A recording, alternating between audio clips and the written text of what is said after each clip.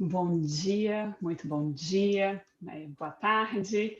Sejam Good muito morning, a very good morning to you. dia da Semana Internacional da Agricultura Tropical, I welcome you all to the fourth session of the Week of Tropical Agriculture. Embrapa. And this was organized by ICA Como diretora de and Embrapa. residência, My name is Catherine de Matos. de apoio aqui no Brasil. Eu sou I'm coordenadora desse compromisso here, based here in internacional Brazil. I'll be the moderator for this internacional session, which is entitled Challenges, Institutional Challenges for New Paper Period in Agricultural reúne in the profissionais world. I'm honored da to área moderate this profissionais panel with such internacionais distinguished que professionals trabalham suas experiências conosco neste who componente. are going to share with us their experience in this session. This panel is multidisciplinary with representatives of different organizations and countries. We are going to be here meeting with 3 different languages. I am a food engineer by training. I also work with a food engineer, and my main area of interest in food security in, in order to have more sustainable and safe food. This panel is going to be extremely interesting, and the panelists are uh, very involved in the whole question of agriculture for all, and I'm very excited to listen to them, and I'm very grateful to Embrapa and ICA. Our panelists will give us information and relevant experience, which I'm sure will contribute to our reflections and our discussions today. As I said, today's panel is international in nature. We have Mr. Gustavo Chianca from the FAO, we have Mr. Pedro Martel from the United States, Raj Vardhan, who is in India. We have Mr. John Purchase, who, who is in South Africa. I'd also like to remind you that the questions may be sent to the 4 panelists. At the end of this session, we will have a period to discuss and listen to your questions. So please be sure to tell us who you are directing your questions to so that they may answer your answers. In their chat, there is a list of participants, and I'd also ask you to kindly please sign on to this list, and I'm going to ask that, well, actually, I will start by sharing my screen. Joia. Bom, então o tema que eu trago hoje So, the question that I'm going to be discussing today is that of emerging markets for alternative proteins, opportunities for agriculture. And my idea is to be able to link this new question, which could be perhaps seem to be new to many people who are accompanying us today in this session. So my role here is to orient and guide this new question, this market and introduce you to this in this week on tropical agriculture. And before going into this in detail, I'd just like to tell us something about ourselves. We are a non-governmental organization.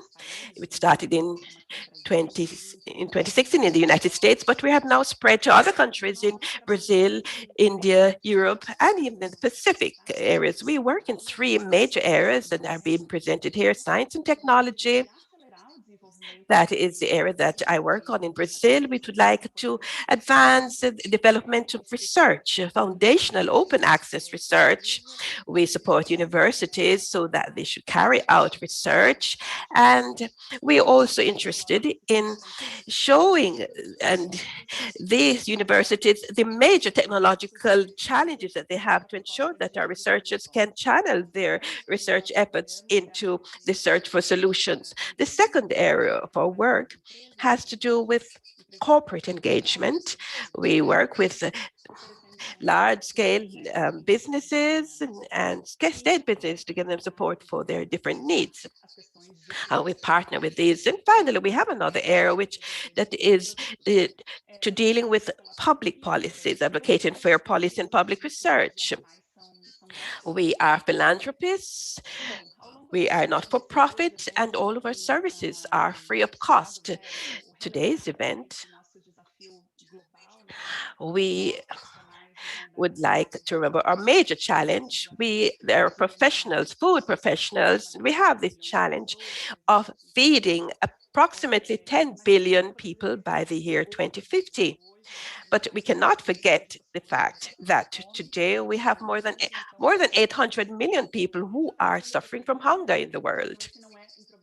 So they're lacking in protein. So this is not a problem that is far away from us. FAO says we have to increase food production. This means that we have to use land and water in a sustainable way. So we have to think of and have more and more efficient models. So as it was said in the last few days, that in tropical agriculture has to be a part of this solution. I'm not going to dwell on these numbers and statistics here because our colleague Gustavo is going to talk about statistics in some greater detail. I'd just like to say that global meat demand is not slowing down. By 2015, the world's population is going to increase by 30%, but the demand for poultry, for meat in general, will increase by 120%, as will the need for other types of proteins, pig meat, eggs, and beef. So you see that people are asked to eat more beans and pulses, but that is not very successful because people like meat. They like animal protein. So we have to do something what people want. We're going to have produced meat in a different way and a better way. Therefore, alternative proteins are options that are very interesting and they're viable. And we can, in this way, feed the world in a more sustainable way. I would just like to stress the fact that alternative proteins are already on the market, and they are in addition to attend to a real demand. And this promotes development of alternative proteins, specifically vegetable proteins, cultivated meat, and the production of proteins and other ingredients based on fermentation processes. So we have, for example, mushrooms and other plants as alternative features. So the alternative market is growing with great projections with various scenarios, which are quite optimistic, but they're all trending towards the same thing, the growing market, not only here in Brazil, but in all the countries. So now what about these categories that I already mentioned? About alternative proteins, I'd say the plant-based is the most developed one at this point. And we have a great variety of products in a category that has to do with tropical agriculture. These plant-based products, plant-based meats, eggs, and dairy are produced directly from plants. And they are plant-based products, as I said, that have the same characteristics as the animal protein, for example. We're having a vegetable-based, a plant-based food, beef that has the same texture. It tastes like meat, and it has the same nutrients, and it has very similar characteristics. It's important to remember that this is not a market that for vegan or vegetarian public. We are expecting consumers in general to eat this. So we have the first data from the United States. Many people who have 89% of those consumers who want vegetarian hamburgers are not themselves vegan or vegetarians. We have seen that 50% of the people that they have reduced their meat consumption at the base due to plant-based products. The alternative market is growing very fast. Here in Brazil, we have had the first launching of plant-based protein. That was in 2019. And now we have a vast variety of plant-based proteins that are available to the consumers. In fact, Brazil is exporting plant-based products to the rest of the world. Most of these plant-based products are being produced on the base of soya. Here in Brazil, as well as proteins from chickpeas and other beans. So this seems to be rather expensive for industry, but there are other sources of protein. We think that the tropical agriculture has an extremely important role to play in this new category of products.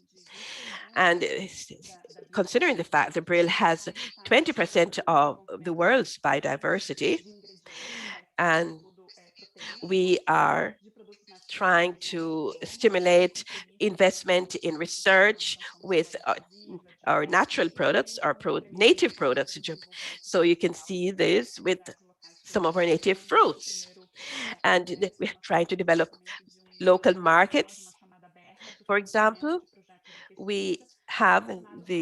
recently we have been working with two Brazilian biomes, the Cerrado and one other. Science has an important role to play for the building a system of food production, which was already mentioned. We also talked about other aspects of this. GFI research has more than $7 million has been in investment in this, looking into this process, in these products. Here in Brazil, we have a few projects that have been funded and which are channeled towards plant-based meat research using cassava leaf proteins. And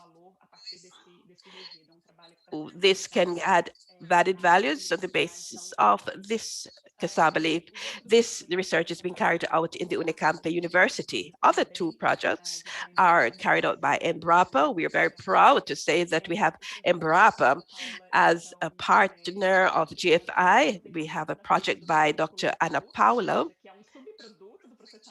so that we can use a subproduct. It is we use here in Brazil, which is used for feeding animals, and we're adding value to this. Even the fiber from this product, from this plant, is being used in vegetable plant-based hamburgers. The third project is also being carried out by Embrapa in the Rio area, and it is focused on research in beans. We think that beans are very important in the diet as well as production in Brazil. Brazil is one of the world's major producers of beans.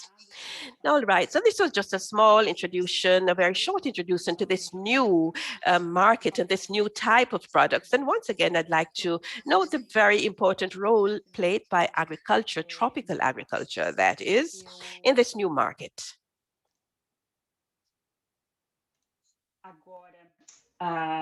Vamos dar continuidade, né, às nossas apresentações. Now we will continue with our presentations with our panelists. I'd like to introduce them.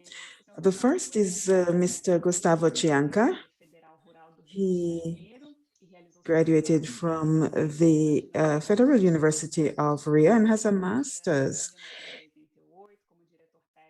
and studied in France, and he worked in the National Agrarian Institute. He also worked in France to combat hunger in the Catholic institution, and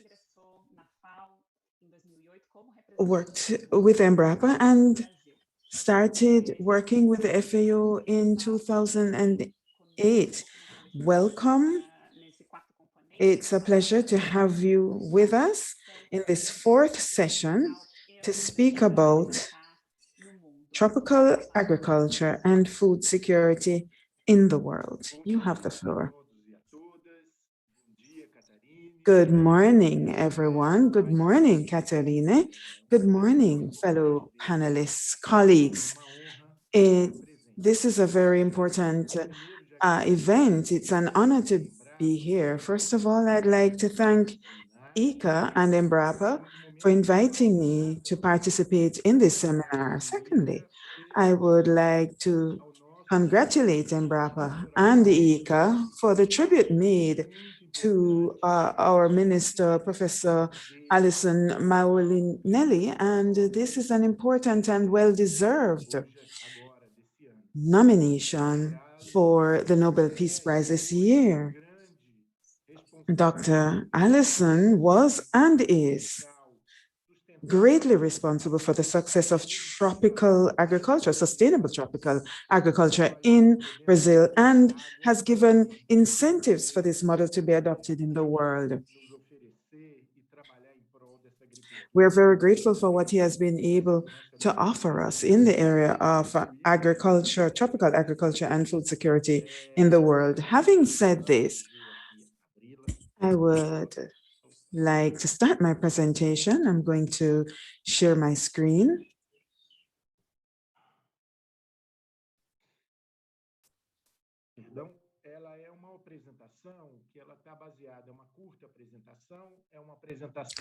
This is a short presentation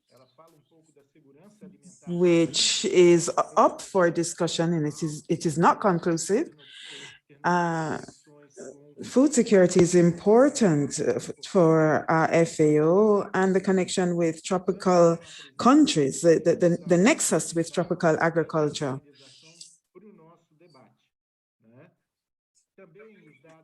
We will finalize the issues raised here from our discussion. The data that I will show have been obtained from the FAO, and many of the data do not take into account the COVID pandemic, which has affected the entire world, and which might cause us to take a step back in the figures. And which might have implications for other models in the world. On the right, you will see a diagram showing the distribution of hunger in the world. The FAO was created 75 years ago after World War II to combat hunger in the world through agriculture and promoting production, increased production, and making of the prices affordable.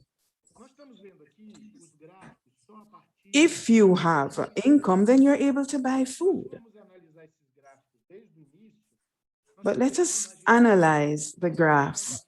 Let's imagine that the activities in the FAO, in the world, to combat hunger and this noble task that we have. The orange line has to do with the number of persons in the world, and below you will see the percentage. We are reducing the number of persons who are suffering from hunger, but the population is increasing. However, the number of persons with food security is also being reduced. Now, there are several sectors to be considered. Incentivizing production, local programs of purchase and distribution of food. So there are a number of tools that we can use to combat hunger. But if we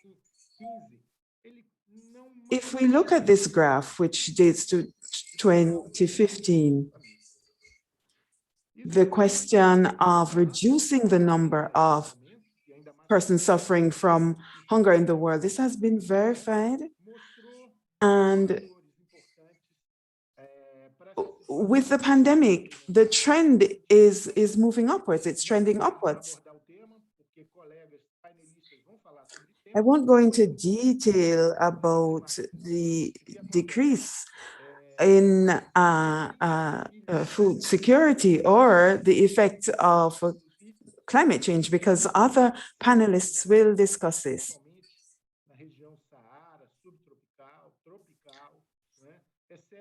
In the Saharan and sub-Saharan region, the climate change has had an impact on rain patterns, and this has had an effect on the hunger and the status, the number of persons suffering from hunger. Conflicts are another problem. Armed conflicts has brought about many physical changes. Those who are farmers in the rural areas have to go to the urban areas and have to defend themselves from conflicts. So this is a major problem, and which has been exacerbated by the COVID pandemic. And tropical agriculture is a tool that we can use to combat this. Agriculture that is resilient and sustainable is a key, not only for those countries, but also to combat hunger in the world. Another serious problem is food wastage, which takes place in tropical countries. We have some data here. 220 million tons per year are lost or wasted, and 330 kilograms per capita per year correspond to losses, food losses. And then another important aspect is economic impact. About $150 billion in losses and wastage.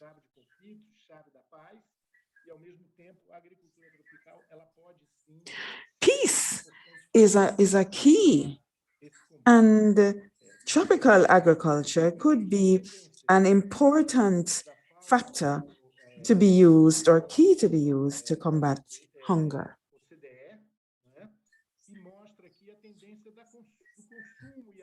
This is the result of a study by the FAO with the OECD, and shows the global increase in demand for commodities, cereals, meat, fish, dairy, sugar, vegetable oil. And here we have consolidated data from 2010 to 2019, 2020 to 29. The blue area, which corresponds to the increased population, and where you see the stripes, that corresponds to increased income. The trend is to consume animal-based foods increasingly. In middle-income countries where there is more available income,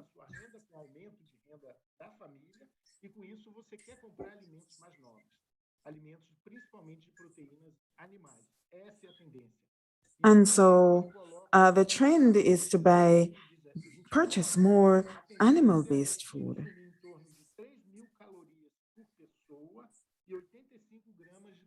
The trend to 2029 would be to consume 3,000 calories per person, with a considerable increase in animal proteins and other derivatives of animal protein, and the reduction in other products. This is important, and it is important to understand that there are two sides of the same coin, and one of the problems resulting from this is obesity. You are hungry because you don't have money to buy food, and when you have a little bit of money, then you buy cheap food, and which are highly processed with a lot of sugar and salt, and so this leads to obesity. Data in Brazil show that hunger and obesity are very interrelated, especially in poor areas.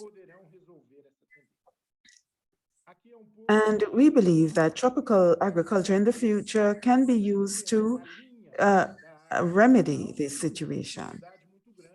In the tropical areas, we have difficulties and a challenge creating balance in terms of supply in order to combat hunger. In high-income countries,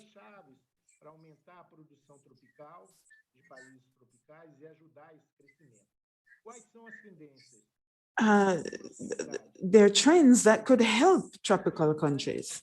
What are these keys?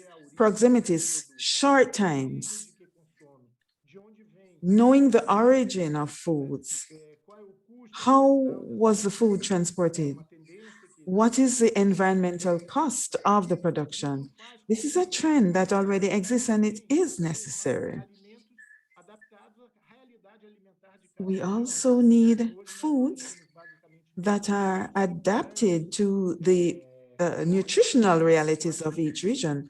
We have 5 major commodities in the world today, but for food security, we must have a considerable local production of tropical agriculture, promoting diversity. Another important trend for tropical agriculture has to do with technology.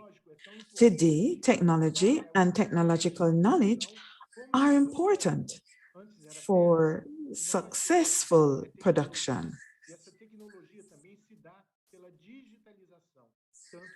Technology is achieved through digitalization for small and large enterprises, and will ensure successful development of tropical agriculture. This agriculture will enable a connection between rural and urban areas. And so the society, consuming society,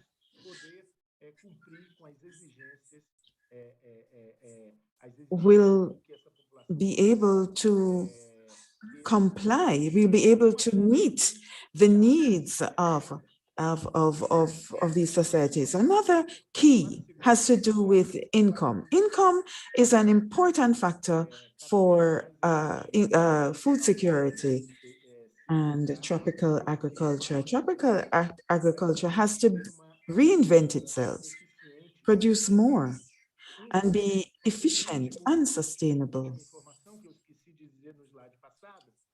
Lastly, I forgot to mention this in the previous slide, the trend towards 2029 is increase of 85% in production.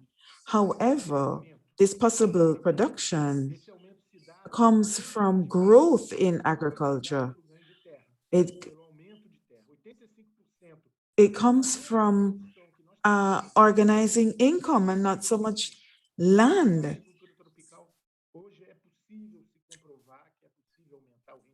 Tropical agriculture can therefore increase its yield. Thank you so much for your attention. Thank you very much, and congratulations again on having organized this event.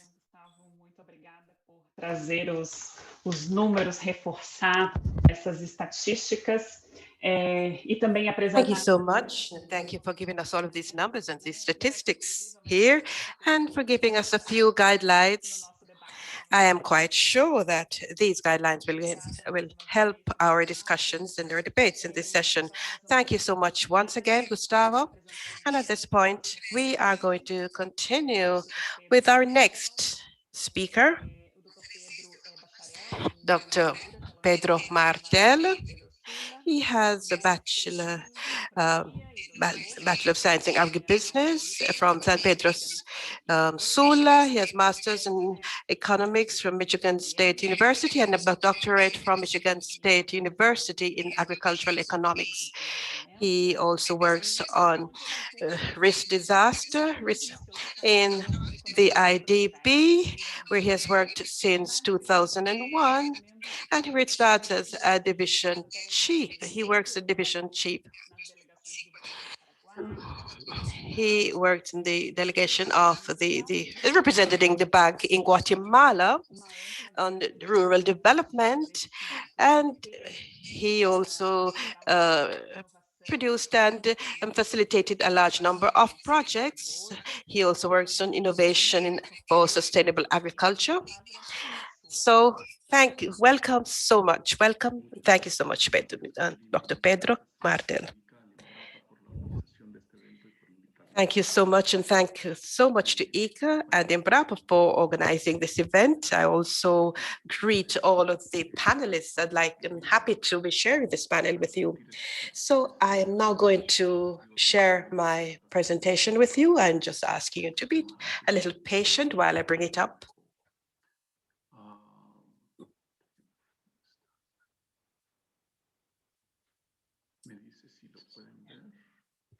I hope you can see it now. Can you see the presentation on the screen? All right. Ela ainda não está, Dr. Pedro, no modo apresentação. A gente está vendo, acho que aquela configuração que o senhor tinha ajustado. Is it all right now? Yes. Now? Yes. Now it's perfect. Thank you.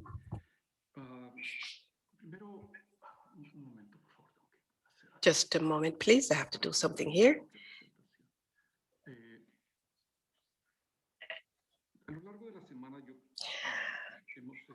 Over the course of this week, we have been hearing about the importance of making changes for investment and innovation in tropical agriculture.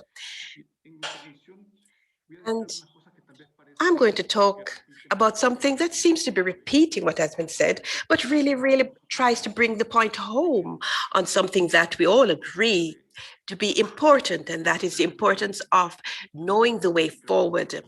Even more difficult is to see how we can work towards, how we can develop this road forward. And this is what I want to do to contribute to today's discussion and to the discussions that we have had in the course of this week. In my presentation, I'll talk about a few of the challenges for agriculture in Latin America. And when I talk about agriculture, I'm looking at it in the wider sense of the word, that is from primary production to the transformation and distribution for consumers. So among these challenges and this discussion of these challenges, actually, I'll look at a few issues concerning innovation and financing for agriculture. So the major challenges that we have in the bank we identified in our last report on the challenges for agriculture in Latin America, the 4 challenges that I mentioned here. Firstly, that is improve and increase production. Basically, Gustavo said, and Catherine also noted, is that we see an increase of production to comply with the increase in population. So we have a major challenge in Latin America to increase productivity. And here I'm talking about productivity in all of its manifestations, and particularly the fact that in the rural areas, we have to pay great attention to the question of labor productivity. We also have to note the fact that climate change is posing major challenges for the forms, the ways in which we carry out our agricultural activities. So we have to think about how we can ensure that the agri-food systems of Latin America can be in keeping and follow these changes that are being brought about. We also have to reduce the impact on the environment caused by agriculture. And I think that for some time now, we have been having some sort of introspection and self-assessment on how we can do this. We talk about the effects of deforestation or agriculture. Due to agriculture, we have talked about soil degradation, the effect of greenhouse gases, etc. So as professionals of this sector, we know that we have a responsibility to recognize that there are challenges and that something has to be done about these. And we have to ensure that agriculture is also an opportunity to contribute to managing the environment. And this is very important. For this reason, we have to have financial mechanisms so that we can internalize the externalities, the positive externalities of agriculture. And that is the question that I'm going to try to discuss also. We have other challenges mentioned, for example, by Gustavo in his presentation, that is to reduce poverty in the rural areas and looking at the role of agriculture in this. In Latin America, 80% of productivity producers are smallholders, family producers, and this is quite a high figure. So such a large percentage of rural populations live beneath the poverty line. Of course, there's a question of gender and ethnic inequalities. For the bank, these are very important questions, and we have to look at the role of agriculture in reducing these glaring inequalities in the rural areas. Another challenge that we have as far as production of food, I will not go into great detail on this because I think Catherine made a good presentation on this. We're talking about the same thing. We're talking about what happens with the type of diet that we have to think about for the population in Latin America. And here we have to note something which is not nutrition, but also poor nutrition, which gives rise to obesity. We have to look at the role of food systems in this and what is the role of institutions such as ours to help to remedy this situation. So these are the major challenges that the bank has identified, and each of these is important, but it's particularly important for tropical agriculture. And I am going to talk about challenges 1 and 2. Because I see that the increase of production and its impact on the environment can be alleviated through the use of technology and institutional changes. I was looking at a magazine a few days ago, and talked about Bill Gates. Bill Gates is not in agriculture, but he's a thinker, and he says we need to have better methods and technology.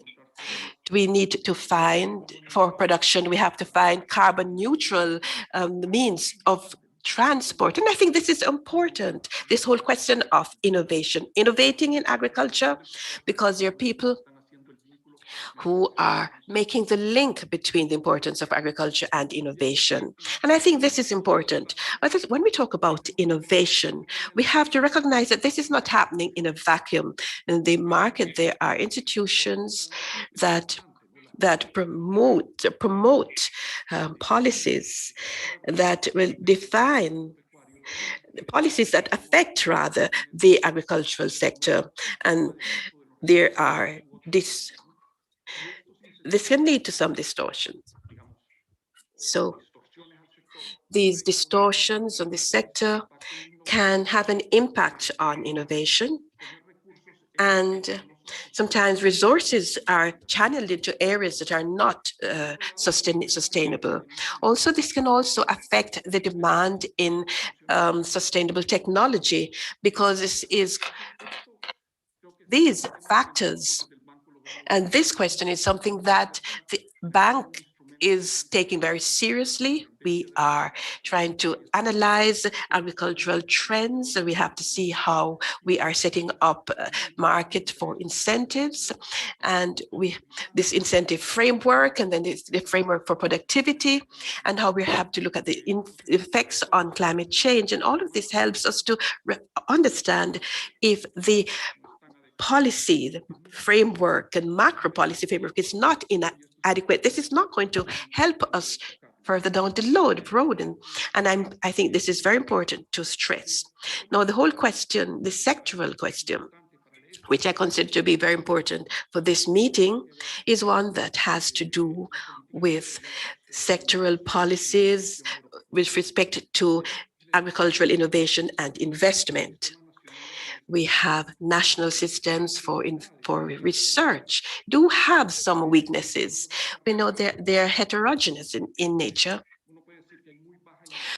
We can see that there is a low level of investment in innovation in most of the countries. There are some exceptions, like Brazil, for example, that invests a large percentage of investment. However, in countries such as Guatemala, there is just 14%, whereas Brazil has about 8% of investment in innovation.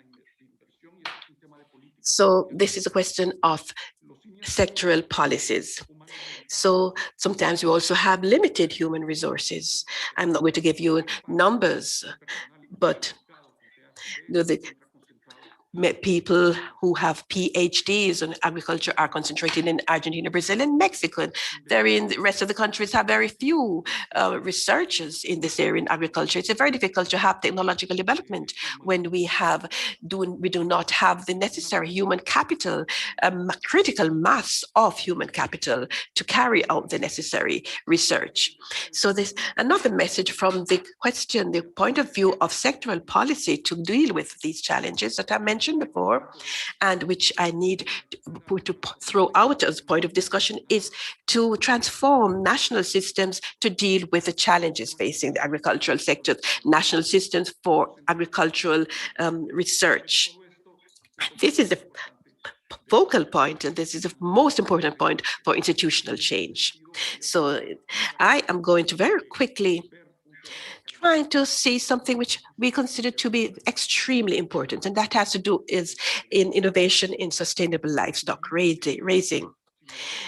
There's no doubt that the economic importance of this is indisputable. It is an important provider of income for many families throughout the world. There is an increase in demand. It is not stopping. The demand for meat is ongoing. And in agricultural sector, the agricultural sector, this has an effect on the greenhouse gas emissions. We have been discussing the exact figures of this, so we know exactly how much. There are quite a few figures that are being bandied around, but the important thing is to recognize the extensive use of low productivity has higher GHG emissions than mechanized systems of food meat production. So we have to look at the importance of sustainable production of meat.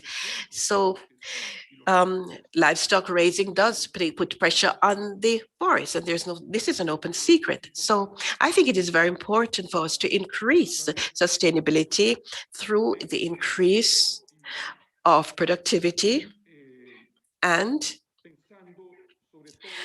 we have to think, especially on changing the ways we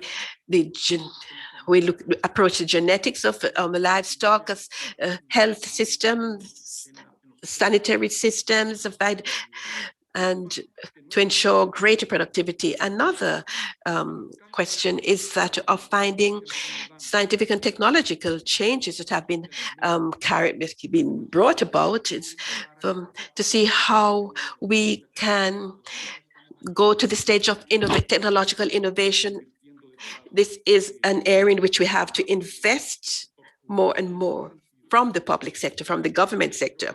So I think that another message that is important from the point of view of innovation, institutional innovation, is that this cannot only be done from the public or the private sector in isolation. There has to be a confluence, a convergence of ideas where the public and private sectors must work together. The public sector has an unavoidable responsibility to continue to invest in this area, which is so important in Latin America, especially through investment in science and technology. But this must be accompanied by actions from the private sector.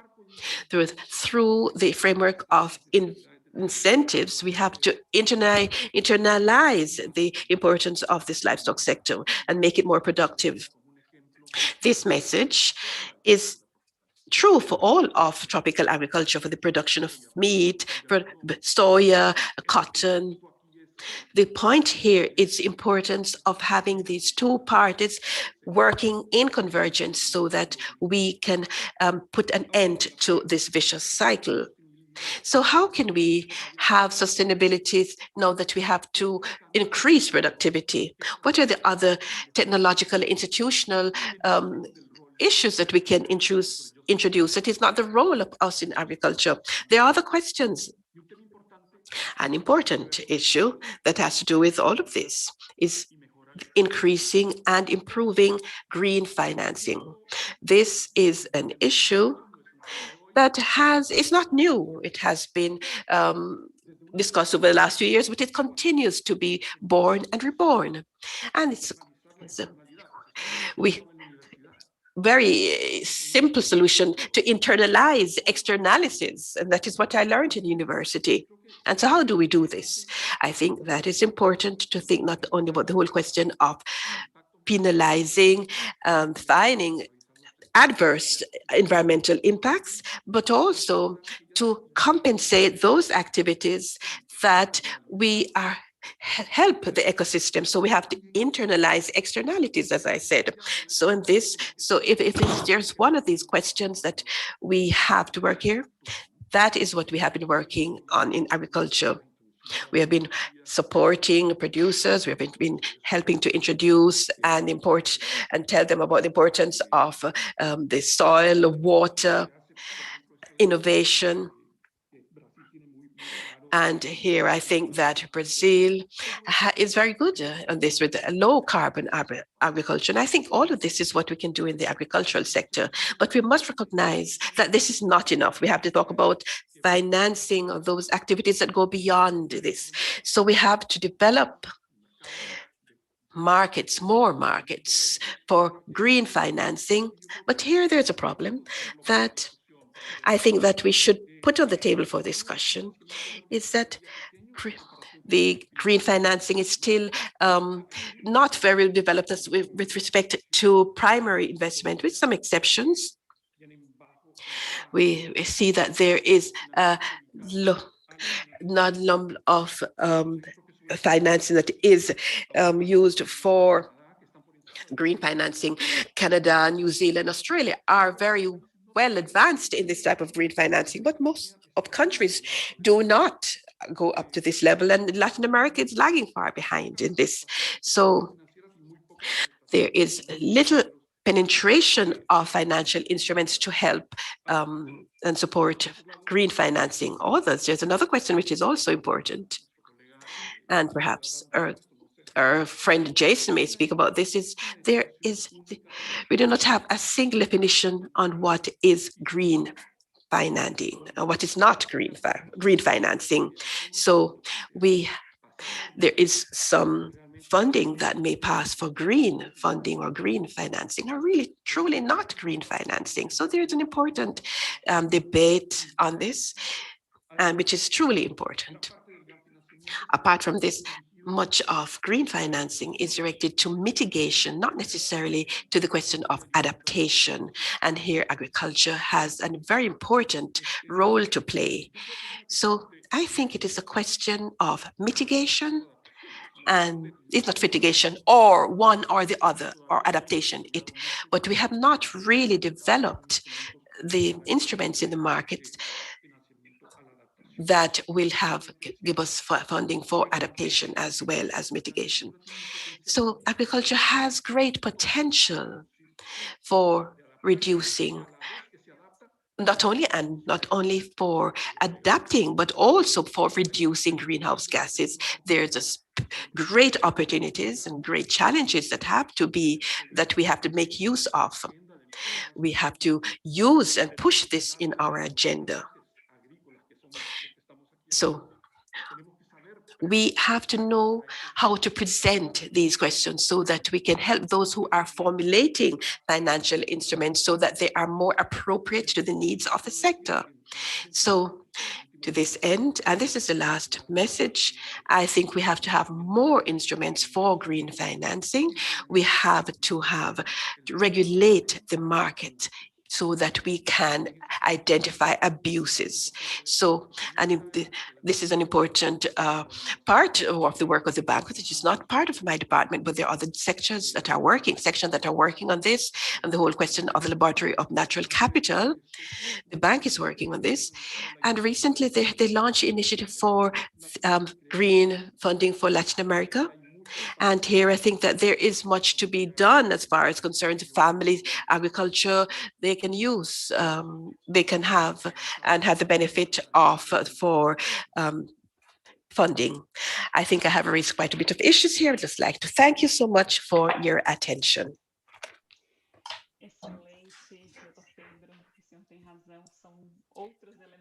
Thank you. Thank you very much, Dr. Pedro. This has been an excellent presentation.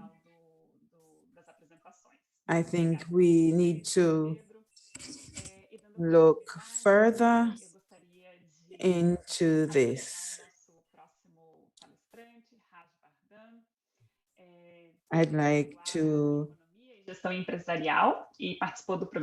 speaker, Raj Vardhan, who has a postgraduate degree in economics and business management and participated in the agribusiness program of Harvard Business School. He has more than 2 decades, 20 years of experience working mainly in the agricultural sector in many emerging markets in various capacities. Participates in the board of IFAMA, International Food and Agribusiness Management Association, with headquarters in the United States. He has been invited by various institutions and business companies, business institutions, to share his experience in different areas of management as an invited speaker. It's a pleasure to have you with us, and we'd invite you to speak. Open your microphone, please, sir.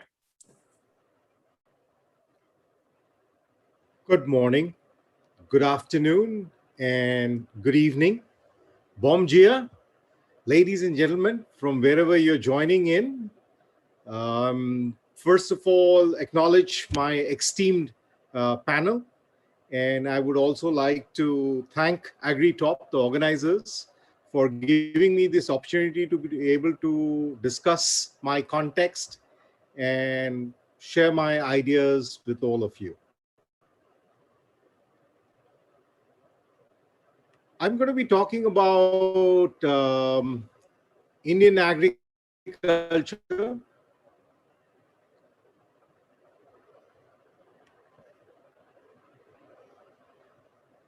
I am trying to focus on a few challenges. A lot of speakers have talked about, people who've come before have talked about issues. They have highlighted the issues. I'm trying to get deeper into looking at solutions and looking at what are the kind of solutions. So I've looked at the problem. I've looked at what is the impact of those problems. I've looked at what is the solutions which are there out there and what else could be done. So I'm going to be focusing more on the solutions, and I'm keeping myself limited to the problems that I'm going to talk about. I hope you all can see my screen.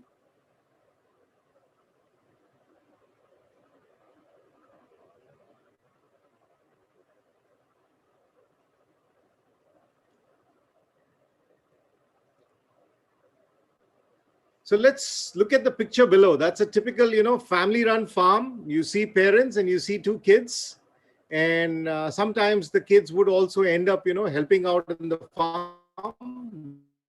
There are positive sides of this kind of farming where you see sowing happening on the picture on the right, where sowing is happening and people in your neighborhood would come in and help out. So there is a little bit of camaraderie which goes in this kind of farming. In India, 1.3 billion population, of which 41.49% is dependent on agriculture. That's a fairly substantial amount of people who are dependent on agriculture. And if I were to put it in perspective, in the US, it's less than 2%. And then you will tell me that, US has large size of holdings, it's more developed agriculture, therefore not a right set of comparison. Okay, let's look at a country which is comparable. China has a similar size of population as India, has small size of holding as in India, and there the agriculture dependence is only about 23%. Now, what do you see? 2.4% of global arable land India has, and 16.7% of global population. Therefore, a lot of pressure to produce food on a much smaller piece of land. Not only is the overall size of land is small, the average size of plot is slightly over 1 hectare. And the marginal holding is 86% of all the holdings in India. So it's all small farmers, which is the story in India. And because the size of the holdings are small, therefore, what kind of issues are there? The farming is all subsistence. It doesn't generate too much of money for the farmer themselves. Because the size of holdings are small, it's low level of mechanization. There cannot be too much of mechanization because the plot sizes are very small. Farmers grow smaller volumes, therefore they have lesser bargaining power, they have low market access. Now the problem seems fairly unsurmountable. It seems like, this is a very pathetic situation. How do you get out of it? And that's where the whole thing becoming interesting when we look at what are the options as far as solutions are concerned.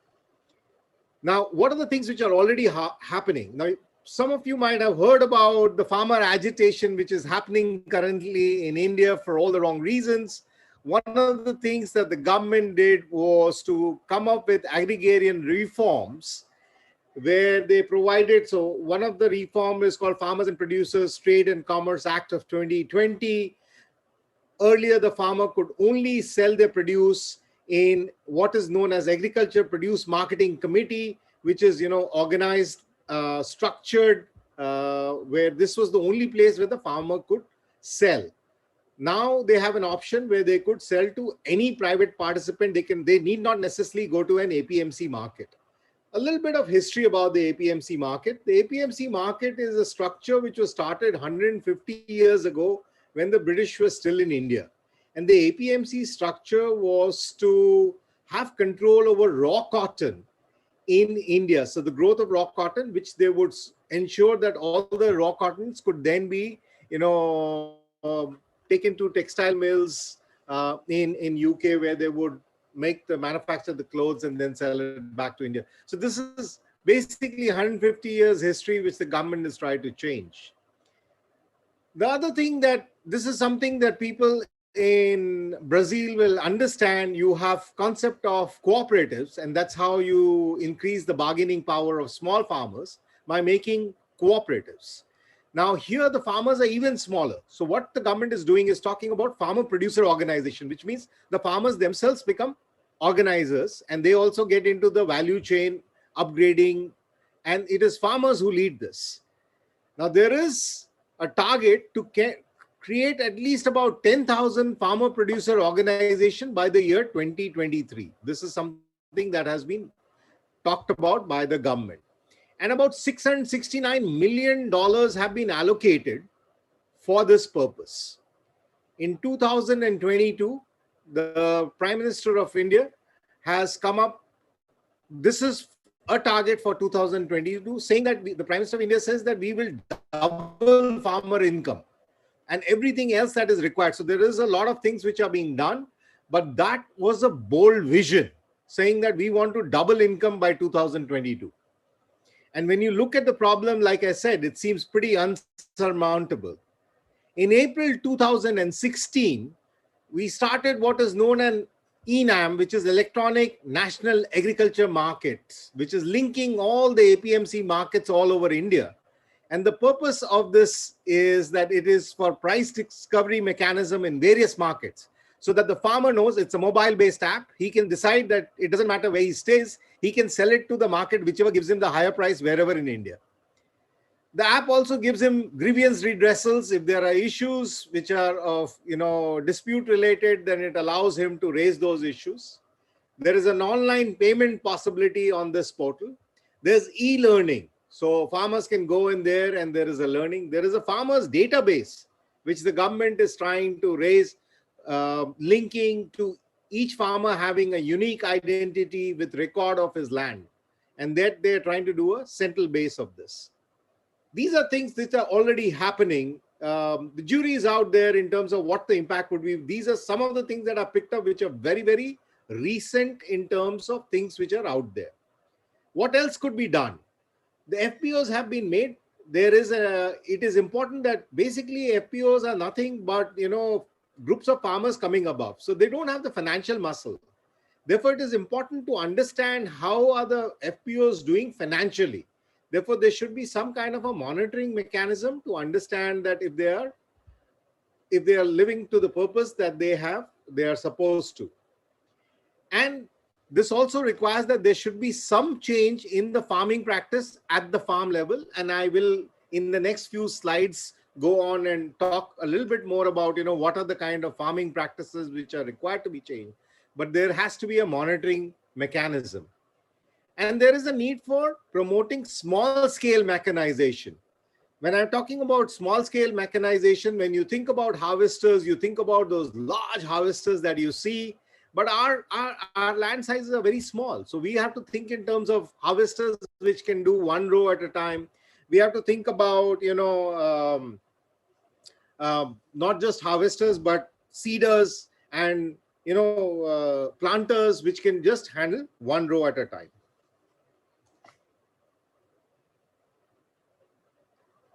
Then the second issue that I'm looking at is infrastructure. And it's a mixed bag there. But what you see is generally inadequate and old infrastructure. But there is one bright spot. What is that one bright spot? If you look at the road network, we are the world's second largest at 5,903 million kilometers. India is the second largest road network in the world. And it has been growing at a CAGR of 21.44% between the year 16 and 19. And the outlay, which has just been sought, is $1.4 trillion for the financial year 2022. And in the last 2-3 years, we have already spent around $1.4 trillion. 18% of our capital expenditure between the year 19 and 25, will come from investments that we are making in the road development. So you see a photograph at the bottom of my slide shows one of the modern roads which are there. So this is an area, and I've traveled through India, and I love to drive, and I've driven through. And you see everywhere roads being worked. You know, if it's a 1-lane road, they're trying to make it double lane. If it's 2-lane, they're making it 4-lane. If it's 3-lane, it's being converted into 6-lane. Everywhere in India, you find each and every state province is working on road infrastructure. However, that's one bright spot. The not so bright and the sore point is the warehousing capacity. When you look at warehousing capacity today in India, we have a capacity of about 162 million metric tons that we can store. But if you look at what is the production of grain and horticulture, it's 612 million metric tons, roughly around 4 times more than what we can store.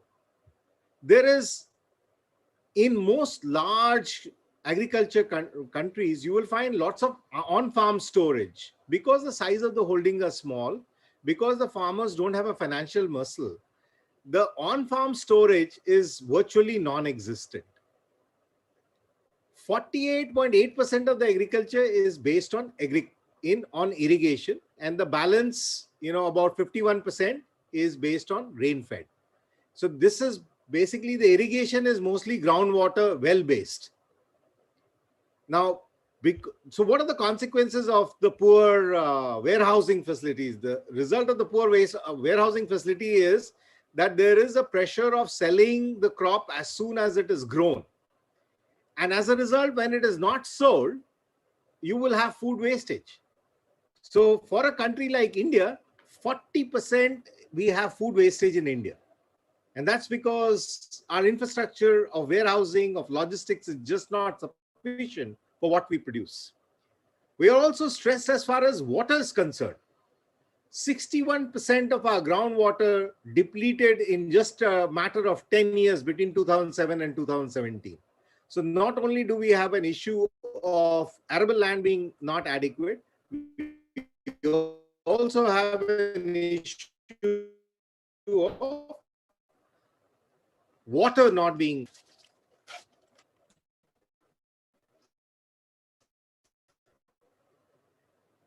Right, I'm showing you a map of India. This is on the right-hand side of the map.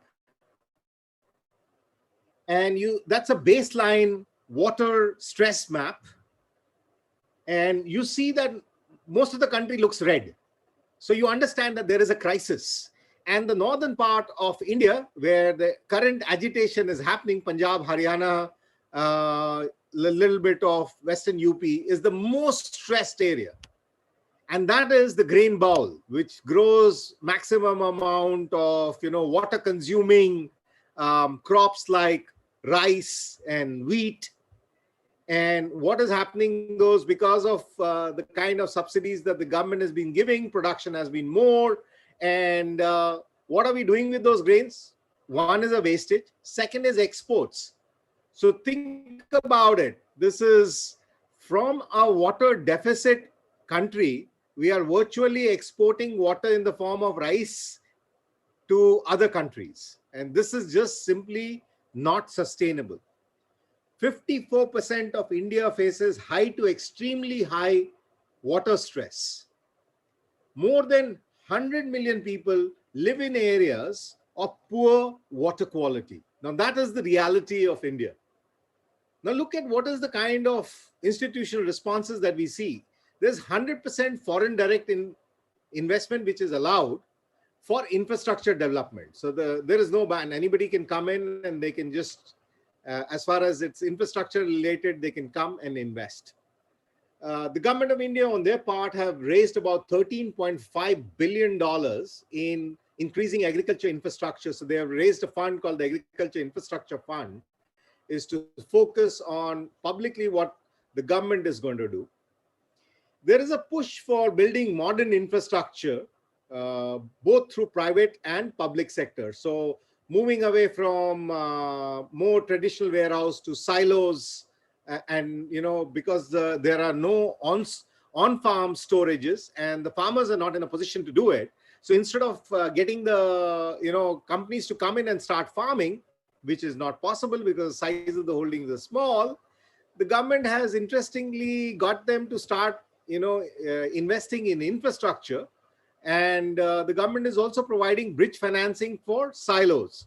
So if a private company comes in and says that, okay, if I were to make this money, this is the kind of losses that I am going to be incurring on my books for the next 4 or 5 years, then the government will just come in and step in and say that, okay, all these losses, you can pass it on to the government as long as you invest in this infrastructure. I'm also talking about the Sampada project, which is for integrated supply cold chain. India is, electricity is a major issue, and our supply chains are not very well developed. So there is specific focus on earmarking money to have supply cold chain. The government has also asked the National Agriculture Bank for rural development to start geotagging of all warehouses in India, and also not just the warehouses, but also the cold storage. And the purpose of doing all this is so that a farmer, irrespective of wherever he stays, knows where is a slot which is available, which is closest to him. So once this geotagging happens, then the farmer can go to the nearest place and store his good there. So what else could be done? So what we need to do is to establish food cold chains along railways and road. Now this is, as a project, India has one of the largest network of railways. And like I said, it is the second largest in terms of road. So if close to railways and roads, we can build up, infrastructure to support farmers for, let's say, carrying horticulture goods, vegetables or fruits through roads and railways, or training of farmers or processing units next to all of them, then it could change the farming practices of people who live close to railways and live close to roads.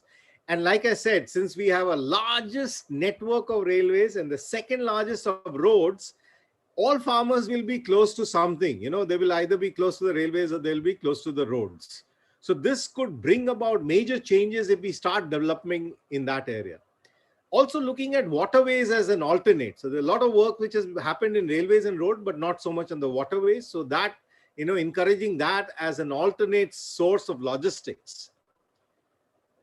For water conservation, I talked about the stress that is there. I personally feel that there is a need for both positive and negative motivation to ensure that there is water conservation, because what is happening today is simply unsustainable. So what is the kind of positive motivation which is possible? I talked about change in farming. Now, in areas where there is a water deficit, farmers cannot be growing rice and wheat, because they're just going to furthering the problem rather than providing solutions.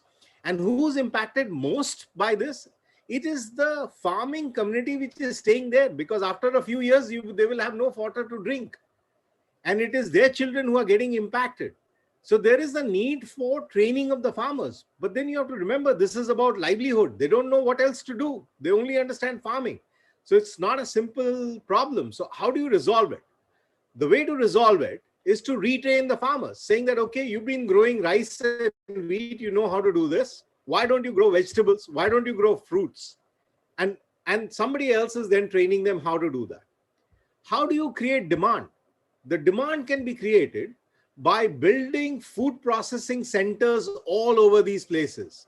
So if there is a food processing center which is looking at, let's say it's a fruit pulping and a juicing unit, or it is, a horticulture, which is basically looking at processing of vegetables and,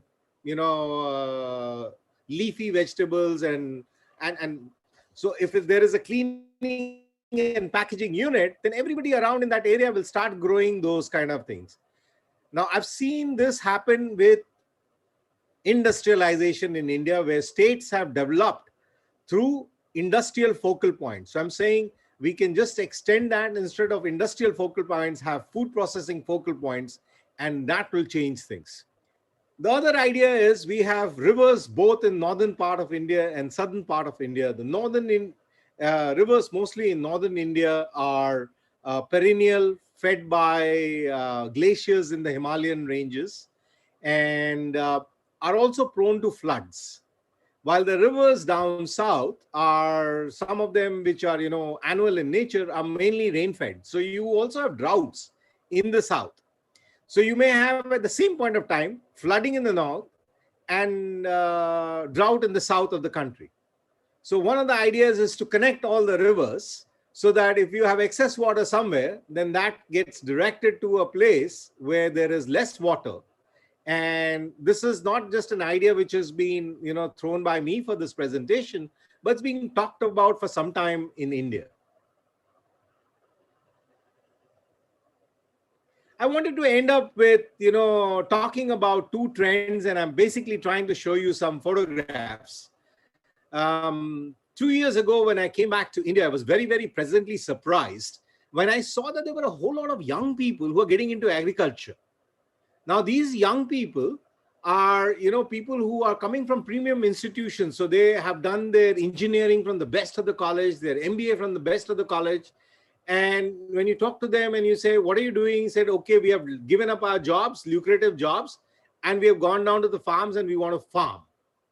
Okay, so you see a lot of, so that's a new trend which is coming in. So you see a couple of photographs up there. So you see a couple growing microgreens on tables, and you see two young people growing, vegetables in a poly shed. And that's a new trend.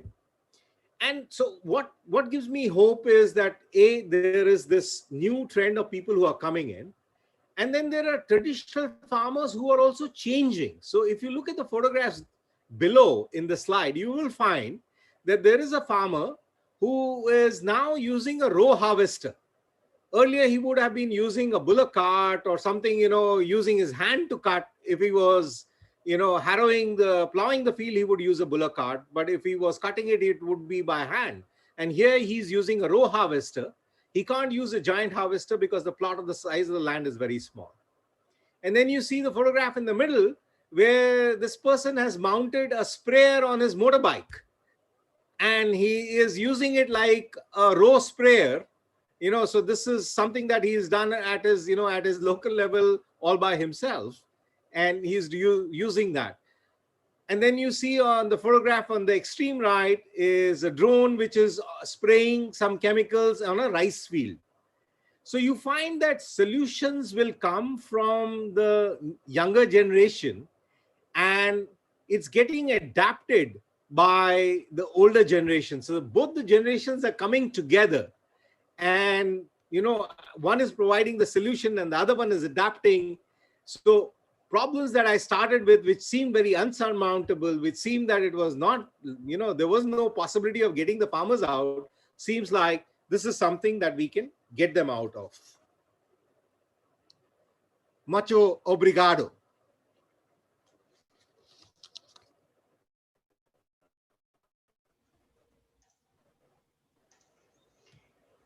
Muito obrigado, nosso agradecimento ao senhor Raj. O senhor Raj é presidente eleito Thank you. Thank you very much. E foi super interessante trazer as perspectivas, né? Thank you very much for this very interesting perspective and for showing us the scenario that is in India. And you finished your presentation with a positive message and say that there are solutions, there are creative solutions despite the challenges. Now we will continue to talk a bit more about the subject. We are now going to turn to our next panelist, Dr. John Purchase, who is currently the CEO of the Agricultural Business Chamber of South Africa. He started this in 2007, and he started his professional career as a scientist in South Africa.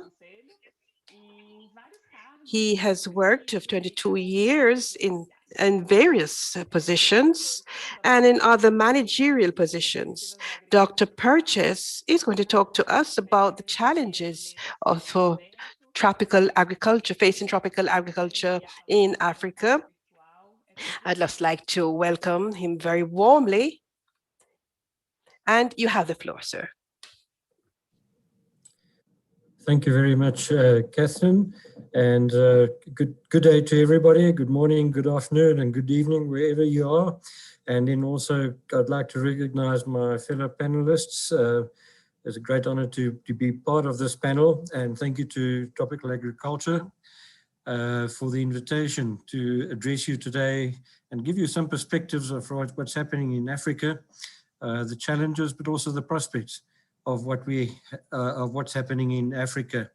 Africa is a very interesting continent and faces various challenges. So I will now share my slides with you to see if we can get this to work.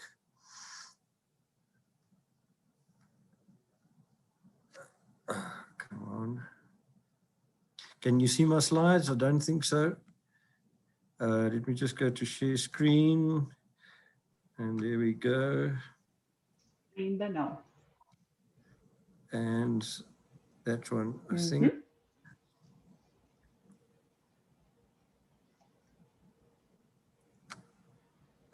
Oh, sorry, let me just go to the right slide.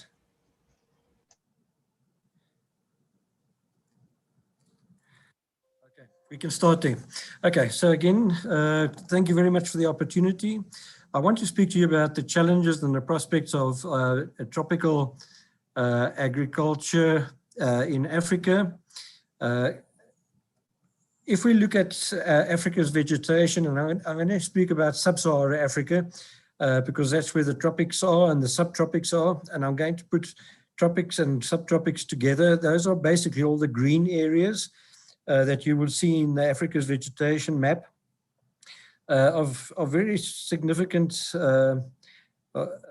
importance is that large areas of West Africa are either tropical or subtropical, as is Central Africa, and then parts of Southern Africa. Also of great importance is the area of Angola, Southern DRC, which is Zaire there, Zambia, Tanzania, and then mid and northern Mozambique, because those areas fall on the same latitude as the Mato Grosso in Brazil, and will give you an idea as to their potential, because they also have very similar climate and have huge potential. It is stated that of all the potential arable land in the world that is not being used for arable production, 60% of that lies in Africa. So there is still considerable potential for horizontal increasing of production in Africa in more or less those areas that I mentioned to you. But when we look at Africa, we also need to look at the Africa's urbanization, the population, and the demographics of Africa. And Africa currently has just over 1 billion inhabitants, a population of just over 1 billion. This will increase to roughly 2 billion by 2050, and then it again doubles up to 4 billion by 2100. So that's not so long ahead. In 80 years' time, you will see a quadrupling of the population in Africa. Most of that population growth will be in the urban areas, and obviously place tremendous challenges to Africa's agricultural system. Just to state that out of the 11.2 billion people expected, and these are the United Nations development figures, of the 11.2 billion people by 2100, 4 billion will be in Africa. So you can see the enormous food security challenges that face Africa. You can see also where those growth rates will be. The dark red is 6 births per woman, and then down to 5 births per woman, 4 births per woman, and 3 or less births per woman. In the Africa chart on the right-hand side. So this is either a massive opportunity for Africa, or it's a very critical risk as to how we deal with this population growth and food production in Africa. So if we look at current trends in terms of food trade, because food trade, agriculture and food trade always gives you a very good indication of sufficient or self-sufficiency and sufficiency of supply, food availability in Africa. And if you look at sub-Saharan Africa, you will see that there was a decline in food imports, or the deficit actually grew considerably. If you look at it in US dollars, billions, and around 2011, just after the global food crisis, when the world suffered a food security crisis, it was at its low point. But it has recovered quite well, and the trend is much improved in terms of Africa being able to feed itself. So in 2019, the Sub-Saharan Africa Food Import Bill stood at roughly $45 billion US dollars. And exports also kept up to a certain degree, with the value of exports at about $42 billion US dollars in 2019. But that still makes Africa a net importer of food, Sub-Saharan Africa, while it has a richness in natural resources, specifically water and land. And what we do need is to utilize those resources much better, also from a sustainable point of view. And many have touched on the issue of deforestation and the impact on the environment, which obviously is very important. So I just want to highlight, perhaps I can just go back. What I want to highlight, this is an aggregated figure, and a gentleman by the name of Tom Jane wrote a very good article a scientific article in December, about a year ago, in which he disaggregated this data. And basically there are 4 big importers, Nigeria and the Democratic Republic of Congo being 2 of them, countries which are actually pretty well endowed with natural resources.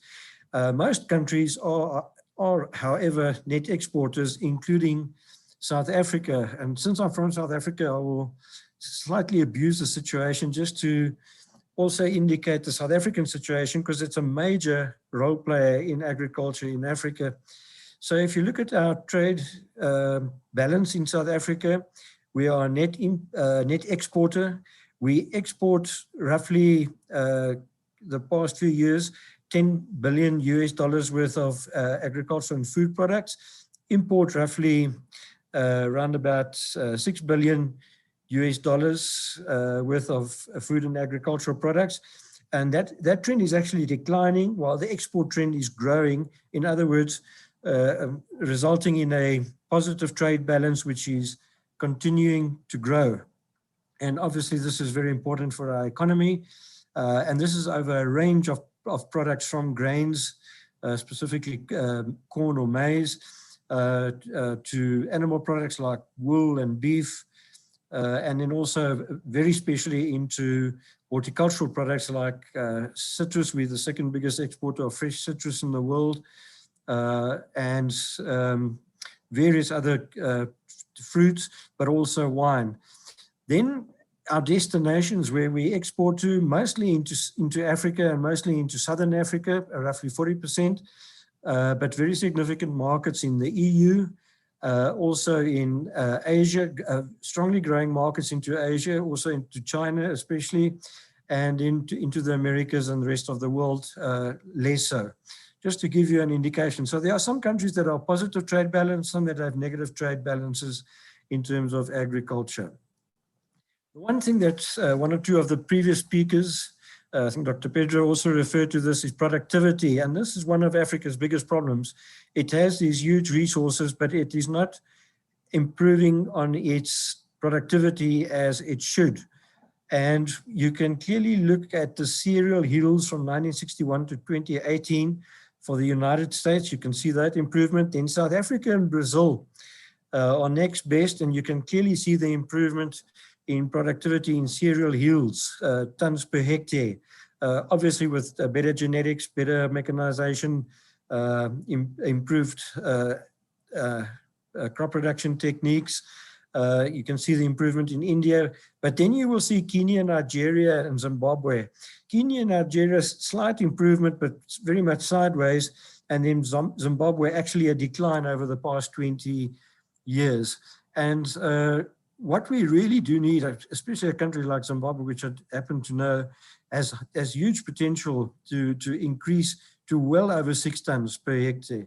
But one basic technological aspect that is a big problem in Africa is fertilizer. Fertilizer is hardly used in many African countries. We must remember that 90% of Africa's production comes from smallholders.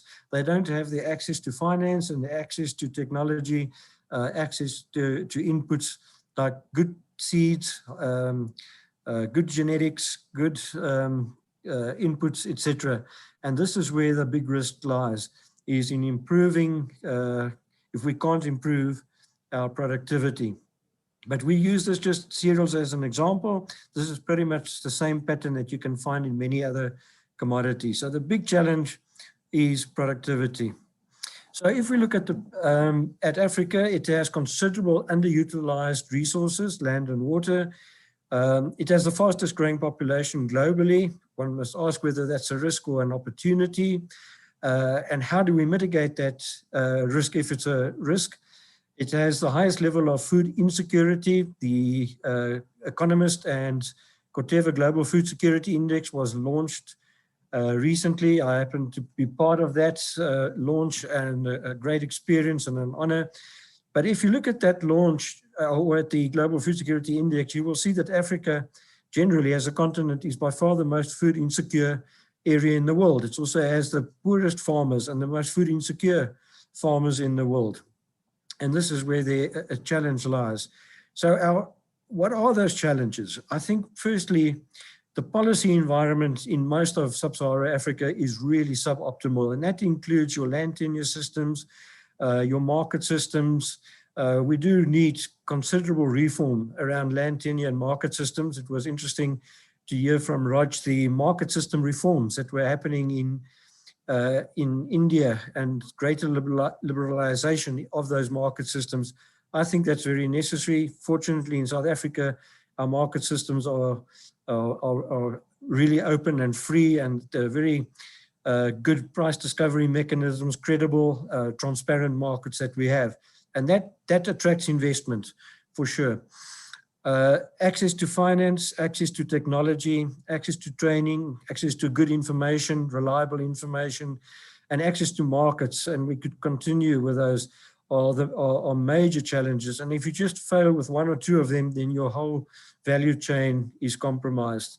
A huge infrastructure deficit, which results in high transaction costs and makes your value chains uncompetitive.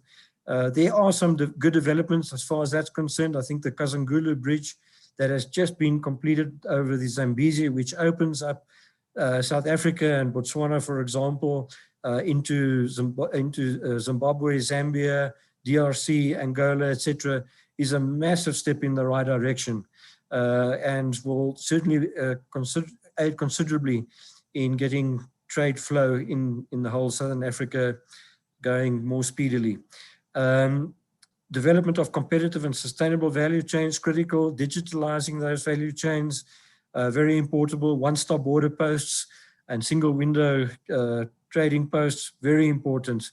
And we are working on this. This will all form part of the African Continental Free Trade Agreement, the implementation of that agreement.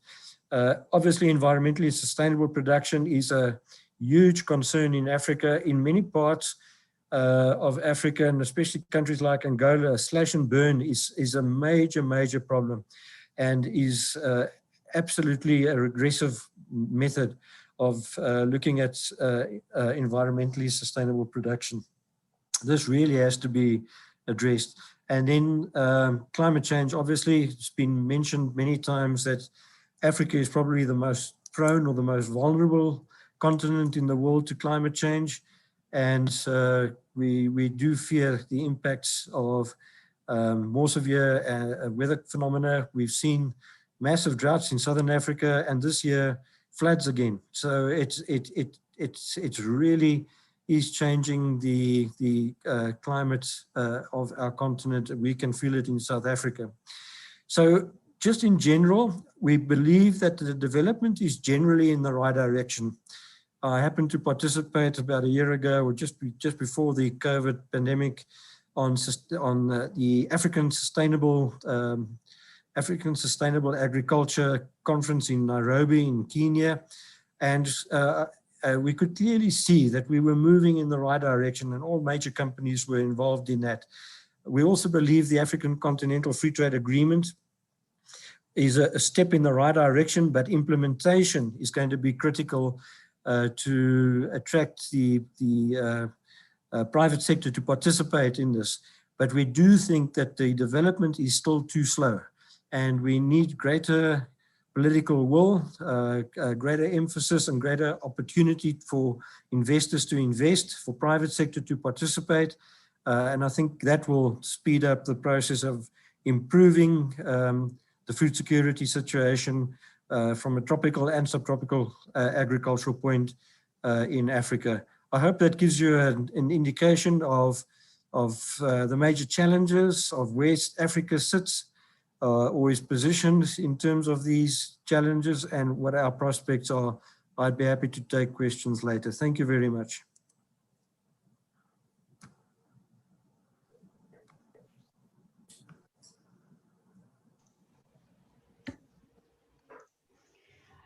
Excelente, Dr. Purchase, obrigada pela apresentação.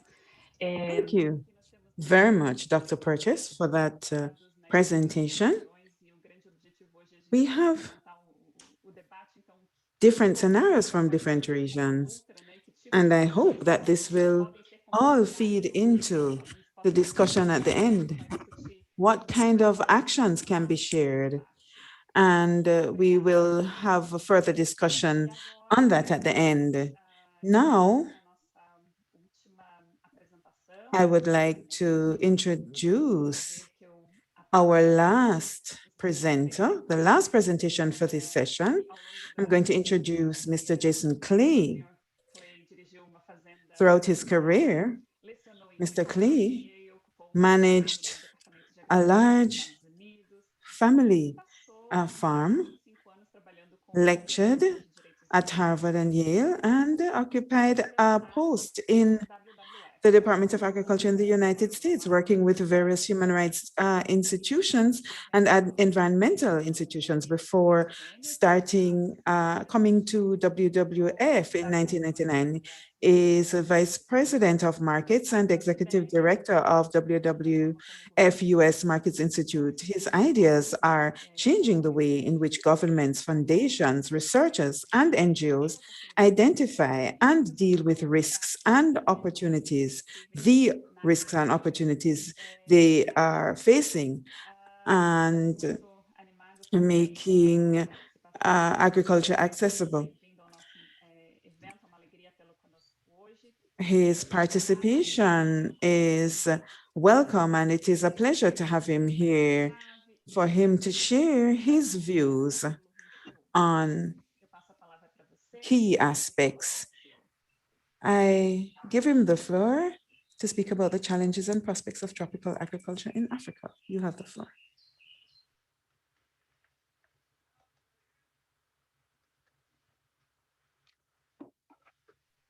Rather, Africa in the 21st century, key issues and trends. So we need to change the way we look at the world. The 21st century is going to see more change in the food system than we've ever had before. And it's going to happen from production all the way through to consumption and everything in between. We need to change the way we think about and anticipate key issues and trends. And that's what I want to talk about today, to just put on the radar screen some of the things that I am seeing and hearing from others. One of the biggest impacts on the food system is going to be climate change. There's going to be extreme events, and there are going to be more chronic ones. There are going to be local impacts, and there are going to be global impacts. But all of them are going to affect what and how and where crops are grown or animals are produced. And trade, I think, because of climate change, is going to be key to make sure that we keep farmers whole and keep the food system full. If we can, it's going to be tough. This projection suggests that in the decade of the 2030s, we're going to be a lot drier. But some parts are actually going to do pretty well. Of course, the North, Canada and Russia, but also Uruguay, Argentina and Indonesia, and even parts of Brazil, not necessarily Mato Grosso or Mato Grosso do Sul, or the Northeast, but parts of it.